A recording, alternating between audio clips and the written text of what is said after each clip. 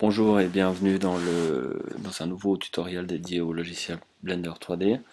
Nous allons aborder aujourd'hui le modifier Displace. Alors pour commencer, je vais créer un plane simple à l'aide de la commande Shift A, plane. Je vais le scaler un petit peu pour bien le voir. Ok.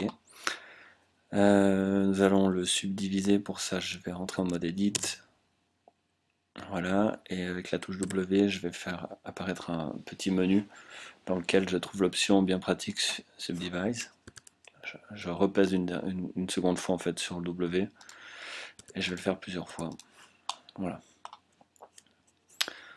Maintenant que j'ai un relativement bon niveau de subdivision, je vais repasser l'objet en mode standard. Voilà. Et je vais me rendre dans le panel. Écarter un petit peu ça. Dans le panel des modifieurs, dans lequel je vais trouver le modifieur subdivision. Donc, ce que fait ce modifieur, c'est qu'il subdivise davantage mon objet. C'est un petit peu l'équivalent du Turbo Osmose dans 3D Studio Max. Donc là, j'ai au niveau du rendu, les niveaux de subdivision réels affichés en fait dans le viewport. Alors, je peux, disons, subdiviser avec un niveau de lissage si on veut. Ou plutôt de manière simple, c'est-à-dire qu'on continue à subdiviser sans lisser le maillage. Euh, pour avoir un niveau de subdivision qui permette par exemple de créer un objet équivalent à un mur de briques, je vais encore le subdiviser davantage, 3 ou 4. Après ça devient assez difficile d'afficher, donc je vais déjà mettre 3. Euh, je vais créer un matériau ici. Donc, matériau, peu importe après les options, voilà, pas trop de spéculaire. Euh, une texture, voilà, de type image. Je vais aller ouvrir dans le desktop. Tac. Là, je vais afficher les images. Plus facile à choisir. Donc là, j'ai un mur de briques en ton noir et blanc. Voilà. Donc maintenant, je vais retourner dans l'onglet des modifieurs et appliquer le modifieur Displace. Donc là, je vais fermer un peu mon onglet pour que ce soit plus simple à gérer. Donc là, je vais aller rechercher ma texture. Tac, voilà. Donc là, on voit que la géométrie s'est déplacée en fonction de la texture. Alors on la reconnaît pas tout à fait pour l'instant parce qu'il faut abaisser un petit peu le niveau de déplacement. Donc là, je vais simplement la mettre très fine, 0,01, ce qui est bien suffisant. Donc là, on commence à reconnaître le mur de briques.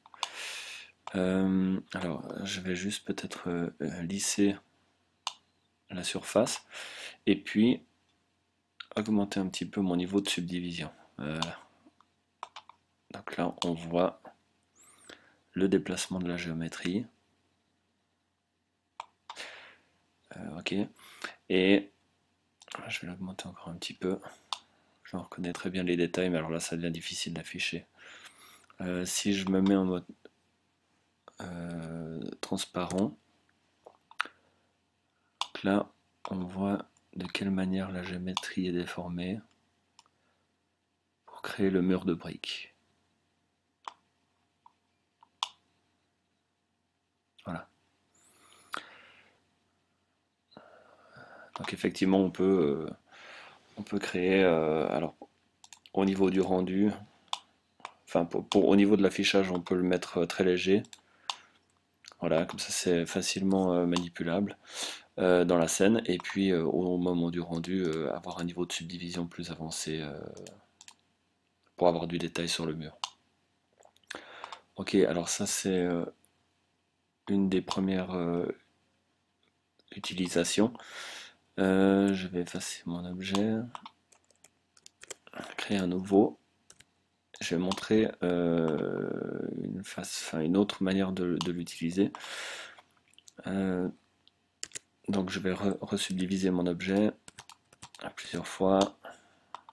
Voilà, lui mettre un subdivision surface. 3 pour l'instant suffit, simple. Donc on peut l'utiliser par exemple pour faire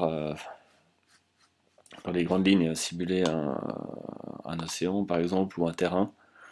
Donc pour ça je vais recréer un matériau, une texture. Voilà, nouvelle texture de type cloud par exemple. Ici je vais enlever, disons qu'elle ne s'affiche pas au niveau de la diffuse dans le matériau. Je vais la simplifier un petit peu. Alors par exemple là, et l'agrandir davantage.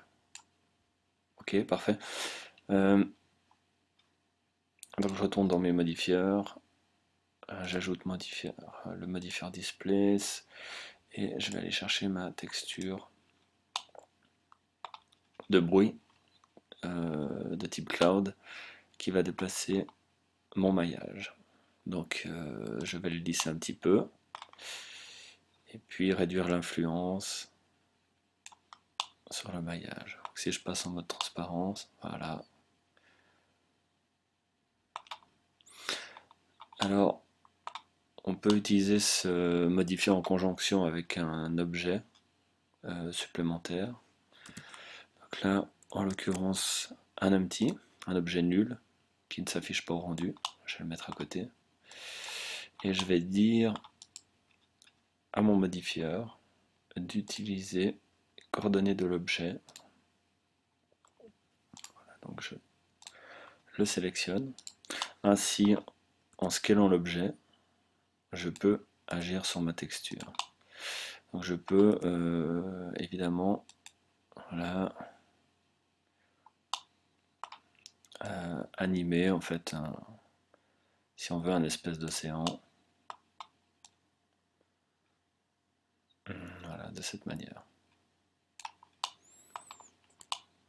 Donc pour animer, je le rappelle, c'est pas très compliqué, il suffit de peser sur la touche I pour avoir la position de départ.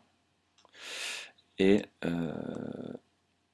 voilà, frame 250, déplacer l'objet et repeser sur I pour enregistrer une clé de position.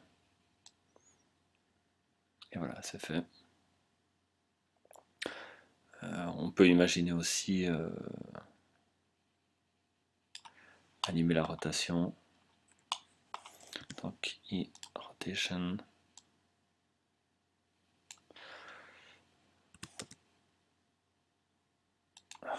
Et rotation. Ce qui fait que le modifieur tourne sur lui-même le temps du déplacement. Voilà, j'espère que ces petites notions d'utilisation des modifieurs vous sera utile. Et je vous donne rendez-vous dans un prochain tutoriel.